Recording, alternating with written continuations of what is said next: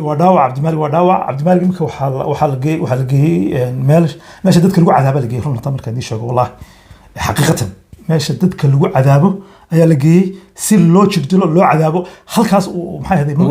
فوتك وعب مرق وعب معناتي وعذابه توصى وأي دنيا عبد المالك أرسلان عيل يعرو أيها وقبان رونتي عيل يعرو أيها وقبان مصبيح نكها السنة أنت لا صعدها وانتهي من نوع ذي شيء قفك بني آدم وحوليه هاي ضمير بوليه هاي ضمير نول عبد المالك وحوليه ضمير نول ضمير كنول ما كمان بحين كرتان إلا ولد منيا معناه ما دام أو يسجد أو نغكره إنه ما دحويني عاد لا فعلتنته إنه يروح هذا ونغكرته أو موادنا أو ضدك عاد حكومته كمية ما إن أوده قرنك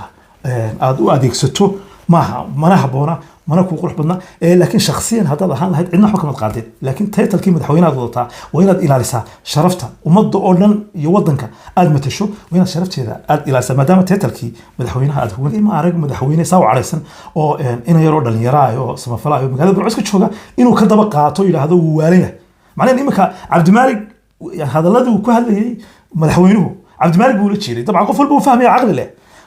مركو عبد المالك كنت المامي إنه وارن وحنصنيا وكنت المامي مدحوينه هذا ما يوضنك مركوت المامي قفنا عسى سنان أنا مدحوينه أو حكومي كنا أو محكمة ذكرى يا إيه حكومية يا إيه محكمة ذينية سنان مدحوينه إلى أرجع لفت الحق بان ليه هاي ولا الكيو ما تحرني مركا أنا وجودي وين مركا هذول مدحوينه قف كي سوق الله ما داموا أفلقات ذاك وحظي أنا صح لكن هذا أفلقات اسمها حكومة لي وحين دوتك كانوا وين ليش شافيها لكن هدي أن دوت كانوا أن سؤال كانوا هدي هلا حرو ما سمعني صح وحسوا وصوت الدولة دي هو الصومالية كعانك أي كدنتي يعني عبورين دل كفسي دع يعني وحاسوا لما كشري وكل ما هذا كشري ومعناه يعني عدالة الرد ما كشري واسقي واي نسيات برا تقالني واي أنو أنت سوق في كل إنتين سبب أنت سوق مجاهدين كل إنتين واي ما كل إنتين ما إن معناه المصبح وصول دونه وتكوكلا نو ما إنه واحد دور قفوا دور حر قفوا دور ديلو قفوا دور العكسي قفوا دور يريو ما أديان ما لو نقضوا سومالا كم صور شدنا وإن الله هاي وهذا الكيني أبغى فرح هذا كسور جديد ما ترى هذين مجاهدين ما ترى هذين موقتاي وحي عضينا إن تهني سومالي لاندرا من سن سومالي لاندمل سلام الله عليكم ورحمته وبركاته أصحاب تشرفت لو مركلة يوم وقال عصب برتن أدنى هنا يسارنا ولا كهمي برو وحجرب كي جتاجن وولالكي عبد الرحمن موسى علدون وولالكيس هسيدا إن أيضا وكا جرانيسان عبد المالك موسى علدون وأني كان وسمفلهني ووريهني قرن بان أرنايا وأني المسؤول وني وين ما شاء الله إن أيها إن لتشوجا ولالكيس أيها إن لتشوجا مركب كواد أنت أنا أقوم حنلاقيها برشون أحسن مركب لبعض حرمنا بالبرنامج كي قاب كي لو حري وحال لو حري سببته iyo inaan falanqeyno arrimo badan oo idinka qarsoon ku soo dhawaada marka barnaamijkana si share gareeyo asxaabta la wadaaga waa xogtii oo dhameystiran ku soo dhawaada Cabdiraxmaan بسم الله الرحمن الرحيم والصلاة والسلام على أشرف المرسلين السلام عليكم ورحمة الله وبركاته لمانتين وحنا كسلام يا أمة الصوماليات هي أمة الإسلام كأولن ولكن عمران قرامي آديات بنكو سلام يا وندو هاي channel كاجا لاكه ميديا برودكشن يس واصح سجنا وحنا لي هاي السلام عليكم ورحمة الله وبركاته آديات أصحاب تظن والسلام يا آديات مهتسند waxaan u malaynayaa asxaabta aniga ugu xiran iyo malaayiin Soomaaliyeed oo dhan ayaa waxay asxaab u yihiin Cabdi Maalik Muuse Caldoon waxaana meesha u soo istaagnay in aan walaalkeen ma garanaysa asxaabtiisii sidii wuxuu jiraan xaalad meel ay marayso iyo ugu dambeyn inaan soo gudbino marka koowaad Cabdi Maalik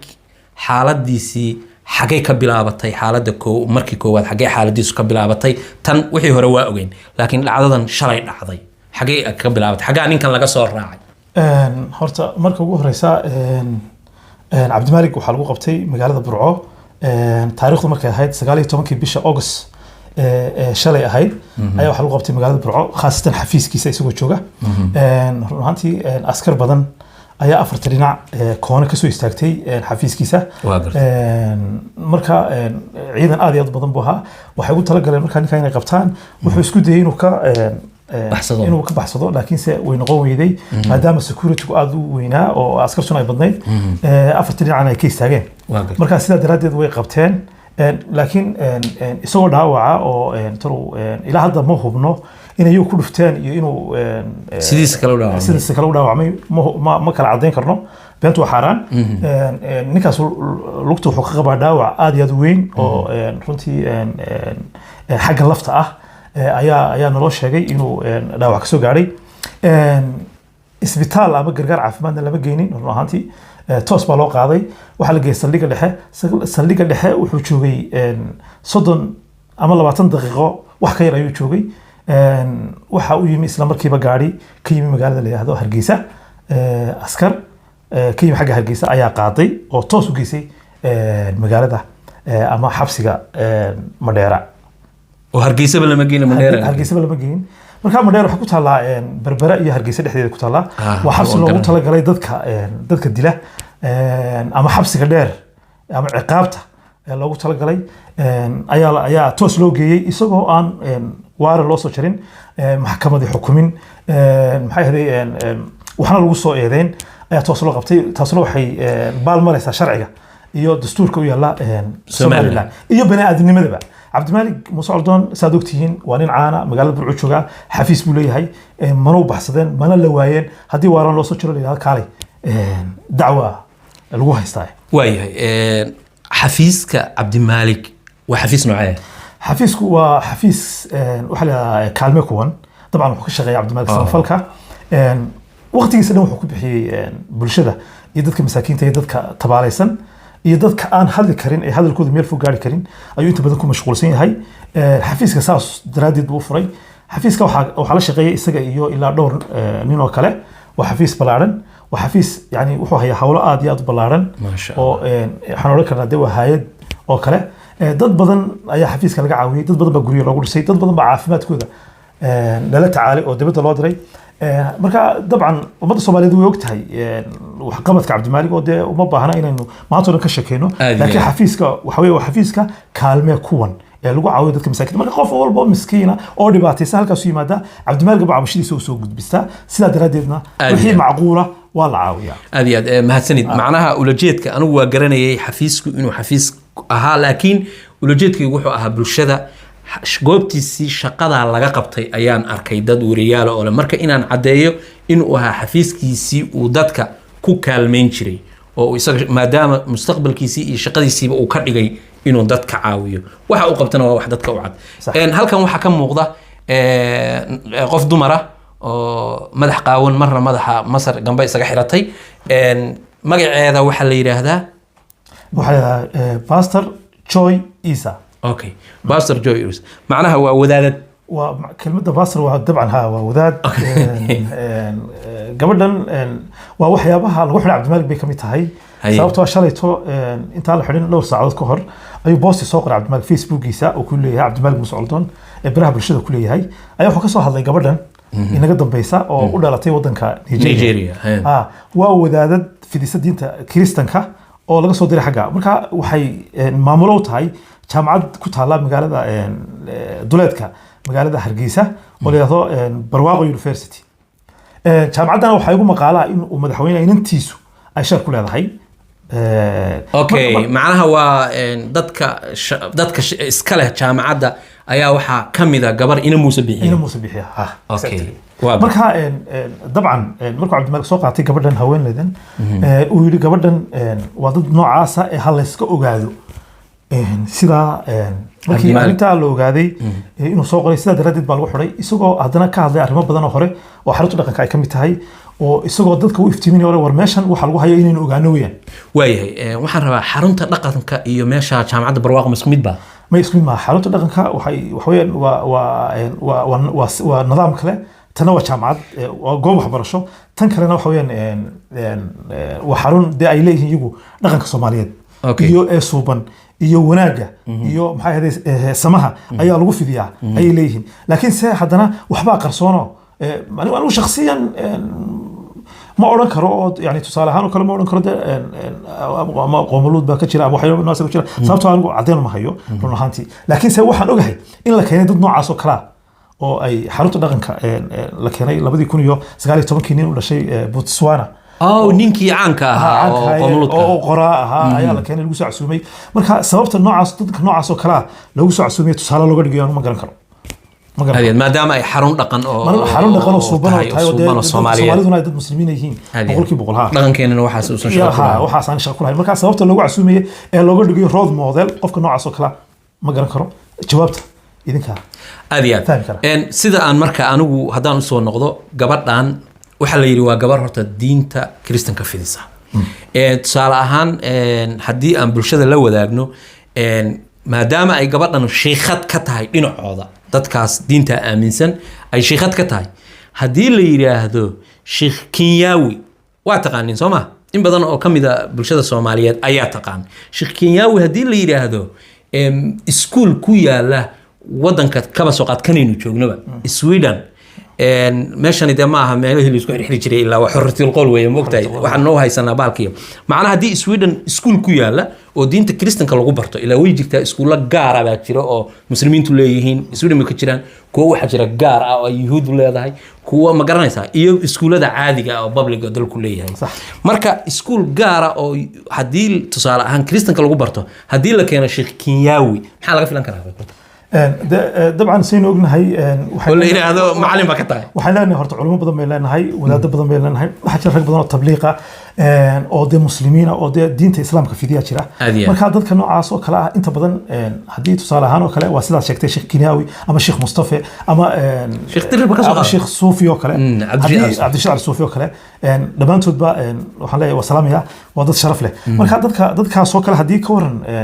wadan Kristiyaanka la geeyo iskuul la sii dhexgeeyo ama jaamacad oo leeyahay dadka waxbar maxay bari lahayd bakrad waa su'aal meesha taala nin walba wuxuu aaminsan yahay nabiga kaleey salaatu salaam wuxuu yiri hal qof oo macnaha muslima baa wuxuu igala qiimo badan yahay maxay ahayd min xumr an-na'am macnaha geela cas kiis ugu quruxda badan geela shidaan mugti geela ugu qiimo badnaa wax kastoo jiray marka geela kiis ugu quruxda badan ayaa waxa igala qiimo badan inuu qof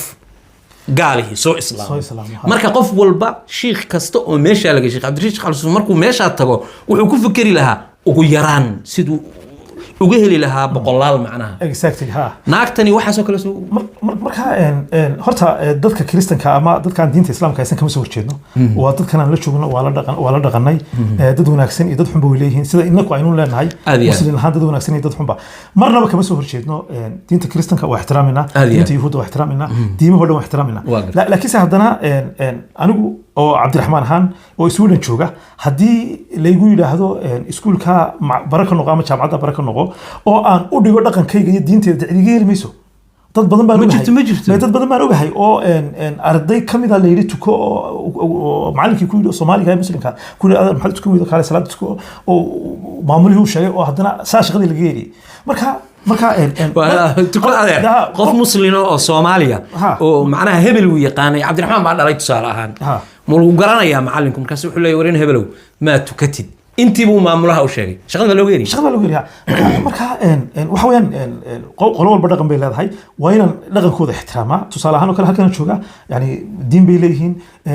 barnaamij bay leeyihiin manhaj bay leeyihiin manhajkooda waxay doonayaan in la dhigo waa inaan dhigaa haddii kale ma soconayso haddii kale shaqadeedan ku waayaya marka aniga lafteedu dadka inoo imanaya inaynu iska hubsano marka koowaad waynu soo dhaweynaa dad badan oo waxa jira de aynu ka faa'iideysanayno oo Kristaan oo diimo kala haysta waa soo dhaweynaa oo waxa dadka wax bara taas ma diidayno laakiin se dadka qof wadaada pastor oo wadaada hadda tiraahdo maxay wadanka la keenaya oo wax buu dhigaya ama maamul u noqonaya adeer macna ku jira هذا الوطن كان دول ولا ليه وطن كان مصبحنا ملها وسير كارمها دبدنا ملها وسير كارمها جذوبنا ملها عرضنا ملها وين وضلنا وطن كان مسؤولية بينك وضع صارن قف والب مسؤولية بك صارن مركا يعني الرسول عليه الصلاة والسلام من رأى منكم منكرا فليغير بيده وإن لم يستطع فباللسان وإن لم يستطع فبقلبه ذلك أضعف الإيمان معناه هدي إنه قعنته وحكوا بدل كروينه ودي ما مرة بنين قعنكم بدلوا ده إنه دقال يوحى وما بيحني مقته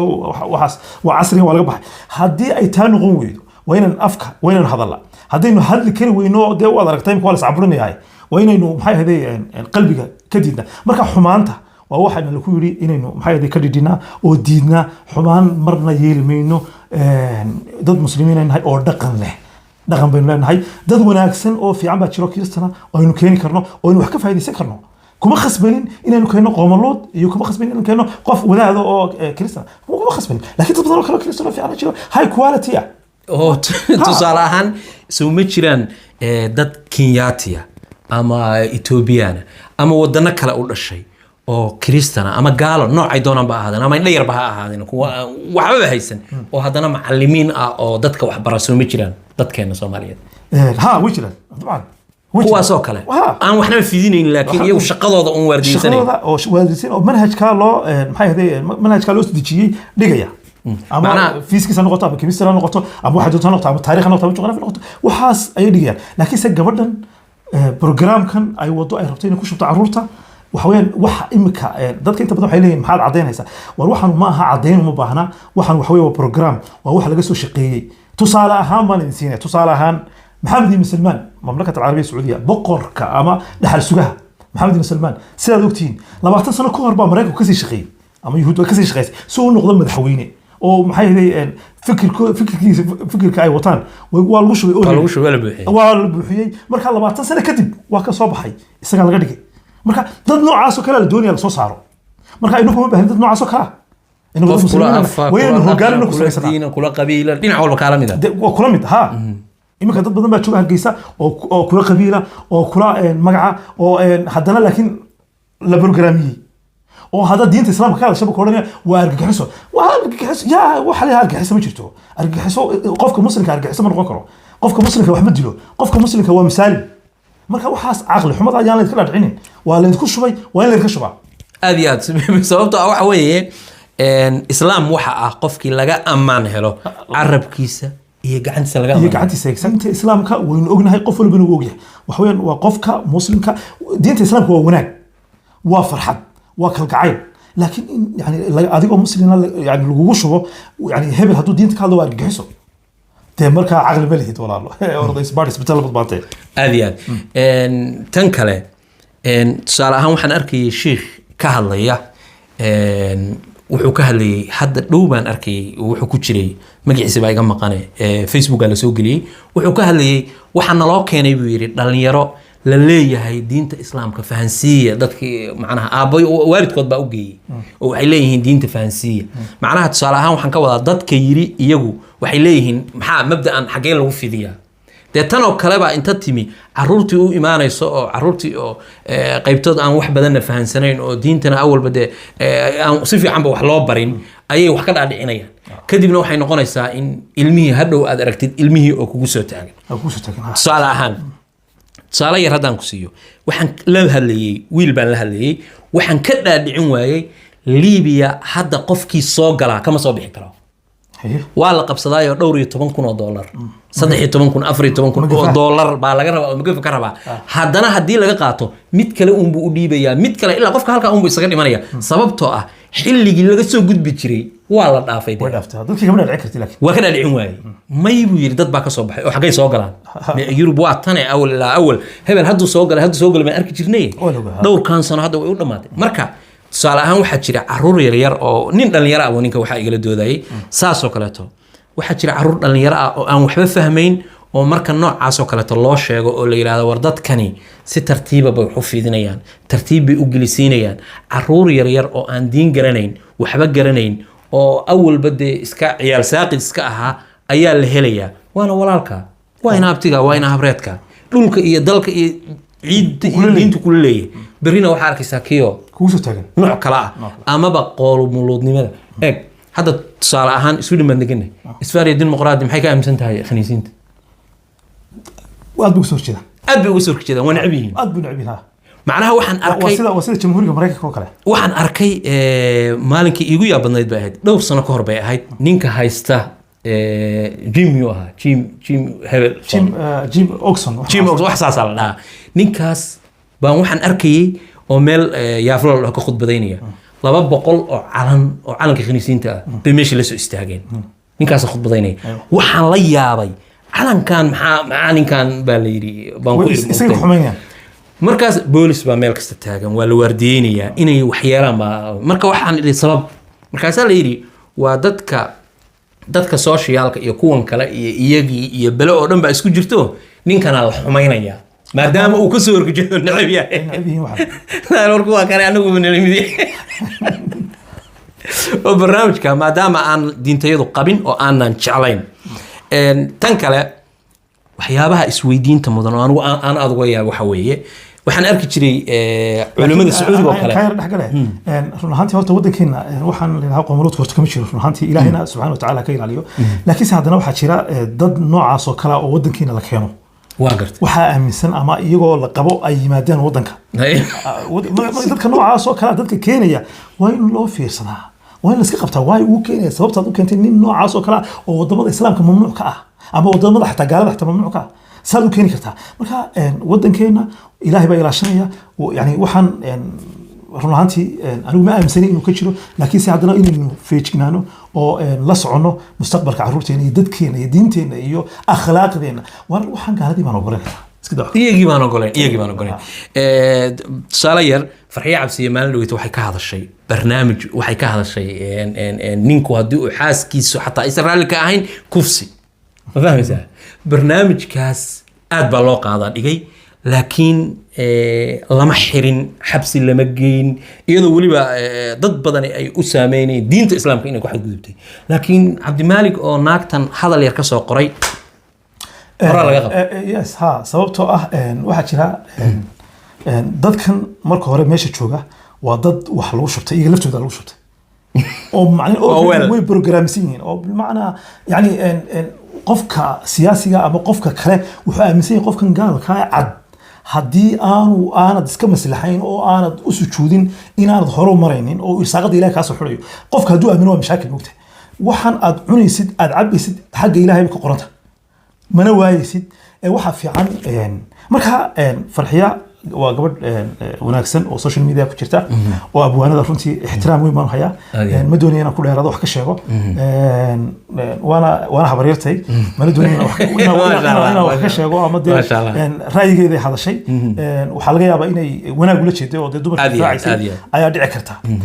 laakiin se haddana iyadoo saasa mana aanu ma jeclida in iyada la xidho ama qof kale la xidho sababtoo qofku farxiya way hadashay oo ra'yigeeda tiri dee cabdimaaligna ra'yigiisu odhanaya yaa u diidi kara aad iyo aad macnaha tusaalahan ka soo wada الرأي والرأي الآخر وصح الرأي والرأي الآخر markaad hadal tiraahdo aad ku farxdo anna kayga aad ka carootid dagaal ka xariga aad iyo aad macnaha dimuqraadiyadda ma Soomaaliland marka dimuqraadiyaddu ma doorasho ba macnaheedu waa la doortay yani xilliga doorashada ma dimuqraadiyaddu inta kale dimuqraadiyad ma jirto oo macnaheedu qof meenu hadli karin xorriyadda qowl meenu ku hadli karin waxaan cabdimaalig waxay hadin la doodo leeyahay war haadhe waxaanad aaminsan tahay bal soo fadhiiso aan nala dood xagee ka jiraan waxaan isagu soo bandhigay wuxuu yiri xarunta dhaqanka iyo xarumahan oo dhan anigu dood baan diyaar u ahay fagaara halka hay yimaadeen waxay hayaan soo bandhigaan waxa hayaan soo bandhigeen sideedaba in ummadda dhan isu timaado ha dabcan way diideen oo xarunta dhaqanka aad buu diido way ogyihiin in laga helayo Soomaha dooda oo ummadda Ilaahay macneen waxay qaranayaan aanu ma garan karo laakiin yani halka waxaad ka dareemaysaa inay wax qaranayaan dood dad isu yimaadaan aynu ku doodno yiri daha aynu doodno aynu wada hadalno wax dabcan wax weyn aynu wax isla meel dhigno oo heshiino haddaan la hadal say wax macquul ma noqonayso anigu dood baan qabaa mas'uuliyad baa wadankayga ka saaran ma fahanti marka waa inaan wixii aan dood ka keeno waa in laga shaafiyaa laakiin haddii aan dood keeno aan su'aal keeno aad ilaa hal la xiro ma soconayso waxaasu waa sababta dowladdii hore Soomaaliya ee kacaanka ay ku duntay yani caburin dil kufsi dhac yani waxaas oo dhan baa ka jiray wixii oo kaluma haddana ka jira oo macnaheedu yani cadaalad darrada baa ka jirta waa sidii waay siyaad barra la dagaalamay waay aanu intaasoo qof ay ku dhinteen sabab intaasoo mujaahidiin ay ku dhinteen waay maxay ku dhinteen ma in macnaheedu Muuse bixi uu soo doono waddanka u galaa no ma inuu wuxuu doono qofku doono xiro qofku doono dilo qofku doono lacag siiyo qofku doono eriyo maaha aad baa lagu noqdo Soomaaliland kama soo horjeedno waan jecelahay waa dalkeeni aad baan ugu faraxsanahay haddaad ka soo horjeedid ma tiraahdeen mujaahidiin ma tiraahdeen ma ogtahay waxay cadaynaysaa inaad tahay nin Somalilandera aaminsan Somalilandnimada laakiin tusaale ahaan waxa weeye wixii sax ah in la isu sheego waa wax meesha ku jira macnaha hadafkaaga iyo ujeedkaaga wuxuu yahay war shalay maxaan ka diriraynay shalay maxaan diidaynay Dulmi. haddii maanta isla tii la samaynayo Dulmi baan qof diidaynay. jaa'ir ah dulmi baan diidayno muuse bixiyo wixii la mid ah waxaa lagu xidhayay xabsiga madheera lagu xidhayay uu siyaad bare ku xidhayay halkiiba isaguna ku xidhaya dadka maxaa ku dhacday halkii uu maxay ahayd macnaha wixii uu diidanaa buu isagii samaynaya hadda aduu samaynaya ha uu diidanaa uu ka xanaaqu ka baxay maxay ahayd duurka u galay ayuu isaga imika samaynaya ma dhici karto dee xabsiga madheera waa xabsiga siyaad bare uu dadka noocaan oo kale ku ridi jiray ama dadka fikirkiisa ka soo macnaha jeesta. dadka fikirkiisa kasoo kasoo jeeda. fikirkiisa kasoo jeeda ama maxay ahayd nidaamkiisa maxay ahayd ama dee hadla ilaa waxay dowlad shuuciya ahayd oo dowlad maxay ahayd Dictator-nimo. yani ninkaas xukunkiisa u bilaashanayay aad iyo aad ha aad macnaheedu iyo xukunkiisa aad wuxuu iyo ka hor yimaada macnaheedu ama uu xidhaya ama qoorta u gaabinaya marka waa sheekadii uun oo macnaheedu dilku uma maqane laakiin se dulmigii waa sidii oo dulmigii cadaalad darradii waa sidii macnaheedu ma garan karo markaa macnaha awoodii sababta loola dagaalamay siyaad barre ma garan karo markaa awoodii tirada badnayd oo dadka qaf qoorta lagaga jiri jiray baan maamuladoo dhan way maba hal maamul kaliya ma laakiin maamuladoo dhan ba hayo. tii un baan jirin xoog ahayd laakiin si dadban baa si kasta loo tiina haddii awood dadka qaar haddii awood lahaan lahaayeen maanta way samayn lahayn sababtoo ah awoodii baan haynin laakiin dee somaliland baa qaab waxay tahay qaab nidaam haykal dowladeed oo nidaam qabili weeyaan dee macnaheedu qof dee qof Aad iyo aad. reerba ka dhashay macnaheedu iskama dili karaysid laakiin laakiin se hadduu qofku awoodii uu lahaan lahaayoo kale qofku wuxuu doonu samayn lahaa oo wuxuu doona dhici lahaa run ahaantii aad iyo aad marka hadda waxaan leenahay cabdimaalig muuse coldoon dadka arrintiisa iyo warbixintiisa rabay xaqiiqada dhabta waa in macnaha wax daqiiqada kooban oo 30 daqiiqo gudahood mandheere loogu gudbiyey Aha. iyadoo aan wax xabs wax waarana loo soo iyo waaran loo jarin sharciga soo marin talabaad cabdimaalig haddii uu dembi galay gobolkiisa in lagu qabto lagu xidho lagu maxkamadeeyo ayay ahayd sababta gobol kale loo geynay aan ma garan karo cabdimaalig madaxweyne waddan kale laga soo qabtay ba waaya su-aal waxaan rabaa halkaa inaan su-aal kaa weydiiyo meel macnaha qayb garsoor taliyo qaybeed iyo taliyo boolis iyo qayb sirdoon iyo burco miyaysan lahayn togdheer gobolka intaba way leedahay laakiin waxaa meesha yimi cabdimaalig ka haystay waa dad hargeysa laga soo diray oo yimi oo isla markiiba gaari diyaar ahaa ayaaba joogay meesha maxay qabtaan marka qolada macnaha booliska iyo halkan jooga anigu booliska burco iyo ma eedeynayo sababtoo ah waxanu waa askari qofku moogtay oo shaqadiisa haysta oo ilaa waxaa soo qabo marka anigu dembi ma saarayo anigu waxaan haystaa laakiin waxay ahayd shaqadooda inay qabtaan haram ninka ugu sarreeya muuse bixi isagaana amray isagaana xidhay muuse bixi isagaa si toos u xidhay wallahi inaan taa cid isweydiinaynin haddii ay wax gaadhaan iyo haddii kale anigu muuse bixi ayaanu haysanaa ilaa yawm alqiyaama isaga faamiligiisa haddii cabdimaalig maanta wax gaadhaan wallahi isagaanu haysanaa mana ka hadhayno mana dhici karto isagaa ka mas-uula isagaa xidhay maalin dhowto inaad daawatay mooyaane jamacadda barwaaqo isagoo ka khudbadanaya ha khudbadda weligay ma arag madaxweyne saa u cadhaysan oo ina yaroo dhalinyaro ah oo samafala ah oo magaalada burco iska jooga inuu ka daba qaato yidhaahdo wuu waalan yahay macnaheedu iminka cabdimaalig hadalladii uu ku hadlayay madaxweynuhu cabdimaalig buu la jeeday dabcan qof walba uu fahmaya caqli leh markuu cabdimaalig ku tilmaamayo nin waalan oo xanuunsanaya ku tilmaamayo madaxweynihii dhammaayo waddanka markuu ku tilmaamayo qof noocaasa sidaan anigu madaxweynaha u xukumi karaa oo u maxkamadayn karaa yaa ii xukumaya yaa ii maxkamadaynaya sideen madaxweynaha ilaa anigu lafteeda xaq baan leeyahay walaalkay oo maanta uu xidhan yahay markaa anaa u doodaya waa inaan markaa hadduu madaxweynihii qofkii soo qaban lahaa maadaamuu aflagaadada ku hadlay aniga xidh sax laakiin aad aflagaadaysa maaha xaquma lihid waad xidhi kartaa sharcigaad mari kartaa laakiin madaxweynuhu intuu soo istaago mikrofon intuu qabsado yidhaahdo hebel maxay ahayd wuxuu wataa telefoon gaalaa wataa facebooka gaalaa leh muxuu isticmaalaya mutuuro qofka isticmaalana dee u jeedana waa cabdimalik wule uu xanuunsanaya marka aniga lafteedu waxaan taaganahay muuse bixi dacwa ma kahayba waxaan doonayaa aniga laysoo qabto dariyaa kayaa qabanaya waayahay qofka muwaadinka ahi xaq buu leeyahay oo hadda somaliland xaq buu wuxuu ku leeyahay cabdimaalig muuse coldoon in xorriyaddiisa dib loo siiyo in haddii wax laga tirsanayo si sharaf leh oo nidaam leh loo qabto laakiin haddii aysan dhicin maxaa is leedahay baa xigi kara hadda tan kolba dee la qabay la jujuub degdeg lagu gee xataa cusbitaal lama geyn sida shay si isagoo nabar qaba waa dhaawac cabdimaalig imika waxaa la geeyey meesha dadka lagu cadaaba la geeyey runta markaan idin sheego wallahi xaqiiqatan meesha dadka lagu cadaabo ayaa la geeyey si loo jigdilo loo cadaabo halkaas maxay ahayd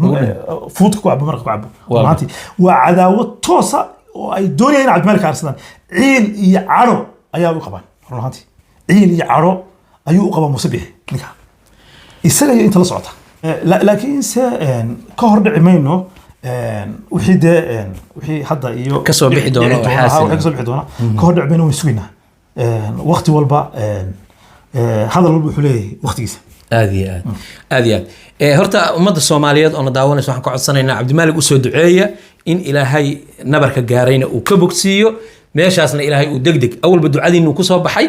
iyo de macnaha qadarkii alle oo inta u qornaa haddana inaynu u ducayno insha Allah taala taas waa muhiim gabadhaanna waxaan rajaynaynaa inay dalkeedii ku noqoto intay dad Soomaaliyeed meel hayso gelin lahayd Soomaa of course waa ka xumahay gabadh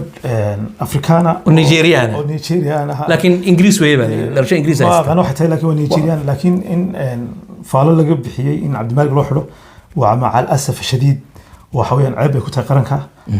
madaxweynaha laftiisana ceeb ay ku tahay muwaadin nimada qof muwaadina maanta anigu wadamo badan ma soo maray oo qurbaha ah macnaheedu ma dhicin in qof muwaadina laga hiliyo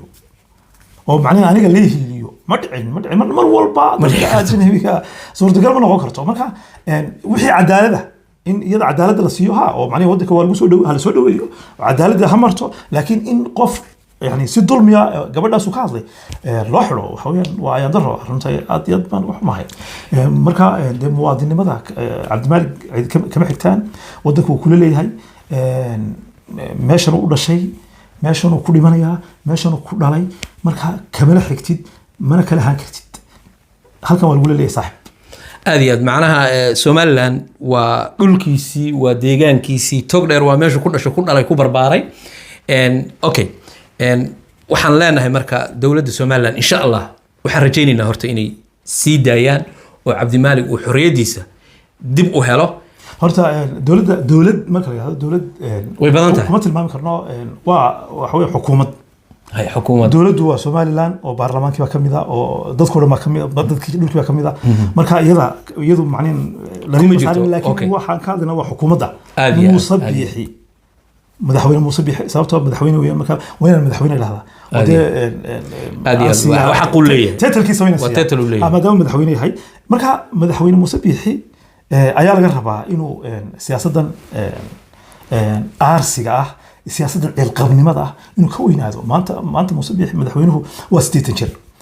macneen yani inay yaro u dhali karo awood u noqon karo inuu la ficiltamo aniga ilama haboona run ahaantii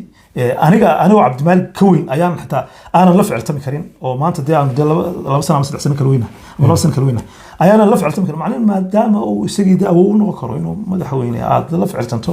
in yaro aad awood u noqon karto oo muwaadina oo dadka aad xukunto kamid ah maaha inaad awoodda qaranka aad u adeegsato maaha mana haboona mana ku qurux badna laakiin shakhsiyan hadaad ahaan lahayd cidna waxba kama qaadin laakiin title-kii madaxweynaha wadataa waa inaad ilaalisaa sharafta ummadda oo dhan iyo wadanka aad matasho waa inaad sharafteeda aad ilaalisaa maadaama title-kii madaxweynaha aad huwan tahay midna waa idiin sheegaya qofka bini aadamku wuxuu leeyahay damiir buu leeyahay damiir nool Cabdimaalig wuxuu leeyahay damiir nool damiirka nool ma kama bixin kartaan ilaa uu la dhimanaya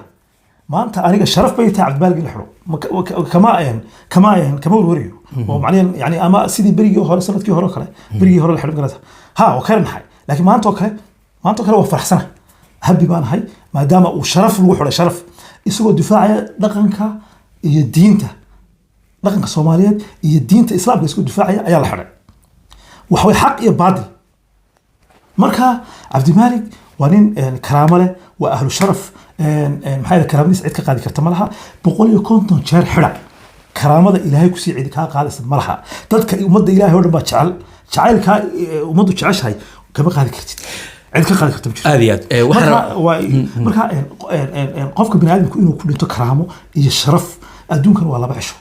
weliga kuma waarisid imisaa soo jiray imisaa noolaa imisaa baabay imisaa halaagmay imisaa dhintay imisaa sekta qalbiga ku dhacday oo qalbi wadno istaagay imisaa kansar ku dhacay imisaa iska macnaheedu adduunkan waa laba cisho ma aha inaad sharaftaada iyo karaamadaada aad iibsato sharaftaada iyo karaamadaada ha iibsanin diintaada u heli dhaqankaaga u heli sharaftaadana ilaasho aad iyo aad waxaan rabaa inaan su-aal ku weydiiyo Cabdimaalig ma nin Somaliland ka soo horjeeda oo jiritaanka Somaliland miyuu ka soo horjeeda mise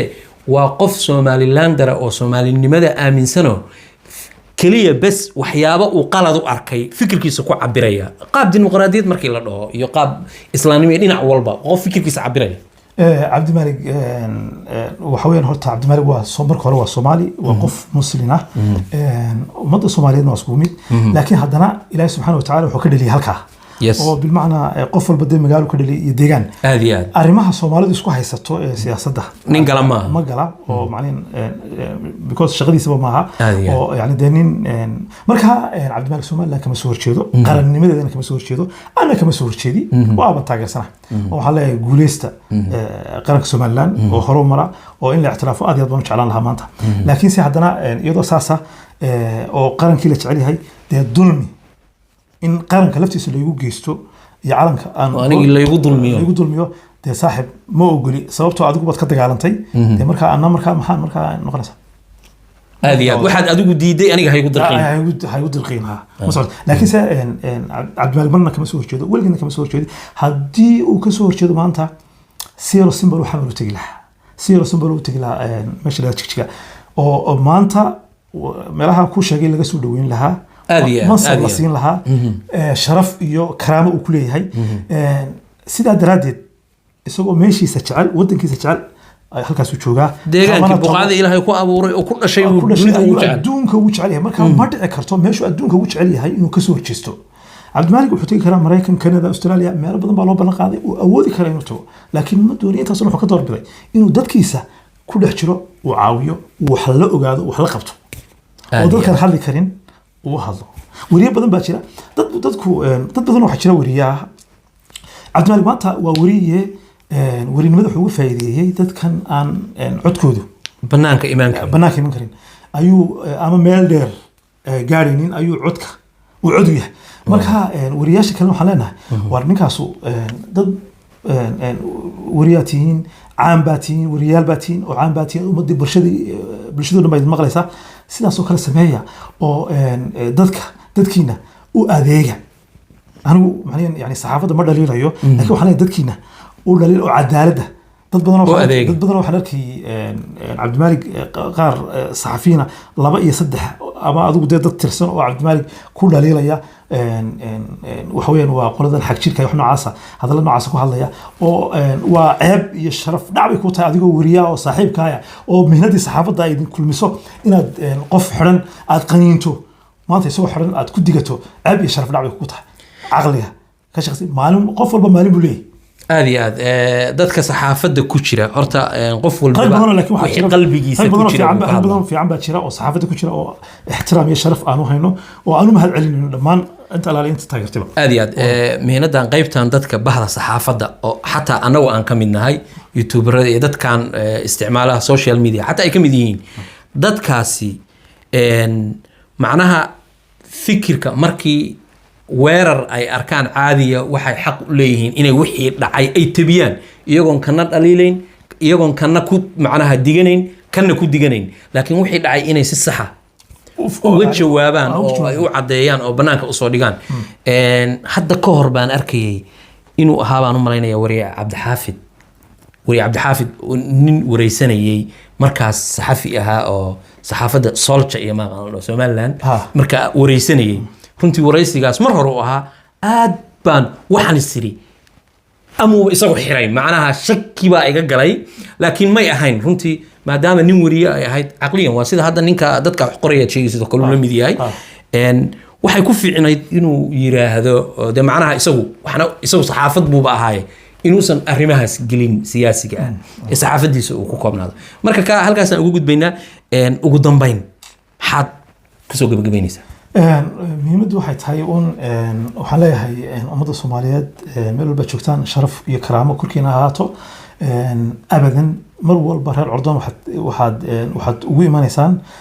karaamo iyo sharaf iyo cisi madaxa hoos maya madaxu kor buu ahaanayaa qof walba cadaalad raba qof walba cadaalad jecel qof walba xaq u dirira waa soo dhaweynina marka lagama yaabo lacag mansab in uu ninkaasu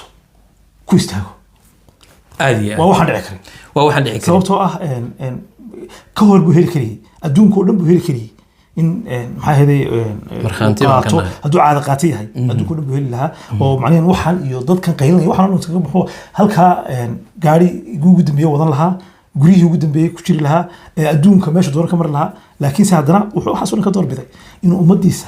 u adeego wanaagga iyo farxadda la qaybsado dadka masaakiinta dadka tujaarta maaha dadka masaakiinta inuu la qaybsado aad iyo aad waana nin sidaynu ku ognahay dhammaanteen cid kasta oo cabdimaalik taqaanaa waxay ku taqaanaa qof miskiina oo carabku bannaanka u soo baxay oo dib u celin waayey inuu u hiiliyo qof masaakiin aan waxba haysanin hadda bilihii ugu dambeysay dad ayuu guryo u dhisay طبعا oo uu gacanta ku hayay oo guryihii maaqaan ay dhammaadeen oo way socdaan gabadhii ugu dambeysay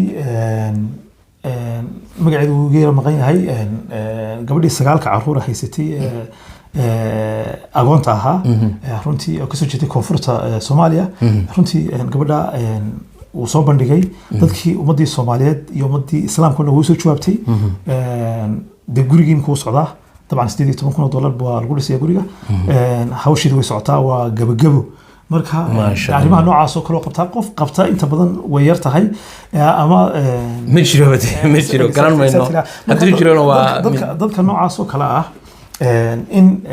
xitaa la eego wanaagii uu soo qabtay marka la isku miisaamo haddii xitaa aad ama wax ka tabanaysid sidoo kale waxa la isku miisaamo wuxuu soo qabtay wanaagu soo qabtay wanaagu hayo iyo khaladkan xitaa haddii xitaa khalad hayo khaladkan uu galay xitaa haddii khalad tahay weyn in la isku miisaamo laakiin aqligii isku miisaami lahaa ma jiro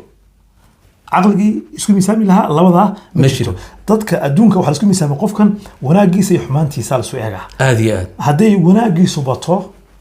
hadduu wanaagiisu bato wanaaga la raaxo ninkan maadaama wanaagsan yahay حتى دينت الإسلام كوجد دينت الإسلام هذه حمانتي سبضته مركز سكر على حسابته فهمتي مركز عبد الملك ودليل كرتان وحباك شيء كرتان حرية وهستا تاسو عد لكن كده وفرسني مشيرته عد يعني معناه لقى حماني مشيرته ودليل كرتا وتكهر شيء كرتا ومعارض كرتا فكر كيس وديدي كرتا لكن إن فاميلي سعيده oo aflagaado waxyaabaha qaar oo kale hadallada qaar oo kale oo aflagaadada ay macna taabanaysa cirdigiisa sharaftiisa maya taas oo kale waa iska kaacilinaya laakiin waad dhaliili kartaa waad ku horjeesan kartaa waad mucaaradi kartaa fikirkiisa diidi kartaa waad ka soo horjeesan kartaa aad iyo aad dadka ku daawanaya ugu dambeyn maxaad leedahay dadka run ahaantii asxaabtaada kugu xidhan waxaan leeyahay horta marka hore aad baa mahadsantihiin intaad noo sabarteen aadna daawateen oo aadna dhegeysateen waraysigan xiisaa leh waxaan leeyahay saaxiibkay Cimraan Qaraabi waa saaxiibkay waa nin ugu qaaliya subscribe-ka badiya aad iyo aad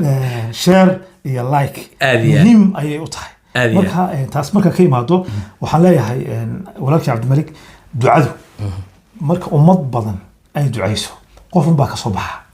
u duceeya عبد الملك إنه إلهي كسر فرفره ظلمي قال له هيستو يعدل الدرجة إنه عدالة حلو ما أنت هذه محكمة دلجيو وحنفرها إن شاء الله إنه عدالة اللي دونه نك محكمة هيستا ونين أدون أكسن محكمة السلام هيستا ونين أدون أكسن فلانتي وحنكفيل إن عدالة بنكسوجنا إن شاء الله تعالى أذياد كسر كسر ملبا أذياد لما وحن رجينا إن أي عدالة سمعيان أو عدالة فلان إن شاء الله وحرجينا حبسك من ليرة أنتو كجرنا إلى وحليالنا يسوع عافمات قبل إن شاء الله اللقطة إيو أنت أتشيء سنة إلهي وكعافي يسوع عافمات قبلنا وكصبحه إن برنامج كان وحنقول تلاقي الله إن شاء الله تعالى إن بال إن حكتي وجودن بيسي حالات ماشي مريسو أنا دي كل سعودين وحنو ملاينا يا إن أتكلركتين وحسؤال أو دنبنا إن إذن قبين عد كستو أو فكر كان أي أرنت أنو كهالله ama dhaliilaysa ama taageeraysa amana way u furan tahay commentiga ayay nugula wadaagi kartaa waxaan leenahay de soo dhawaada oo meel idinka jecel yahay ku soo dhawaada la media aad iyo aad ugu dambeyn waxaan ku soo gabagabaynaynaa salaamullaahi calaykum waraxmatullaahi wabarakaatuh nooli kulante iyo kulanna booxiisa leh aad iyo